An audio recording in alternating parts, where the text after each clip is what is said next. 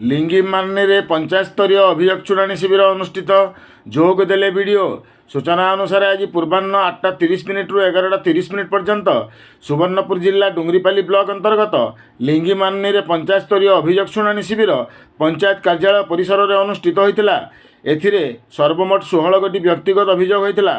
समस्त अभियोग ration card, प्रधानमंत्री आवास योजना, सुभद्रा योजना, पीएम किसान, सीएम किसान, वार्धक्य भत्ता भली अभियोग अधिक देखा मिलता।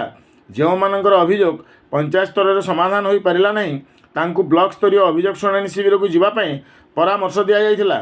शिविर में पंचायतर सरपंच समेत डुंगरीपाली ब्लॉक बीडीओ दिलीप कुमार बाड़ा, ए श्रीमती विजयलक्ष्मी हेम्ब्रम, हिमाद्री प्रधान RWSS, अमूल्य प्रसाद नायक, सुब्रत कुमार पाणी, AMI पी नायक, SK कुमार, गुरुदेव शाह प्रमुख अधिकारी माने उपस्थित रही समस्त अभियोग लिखित माध्यम ग्रहण कर समाधान करथिले।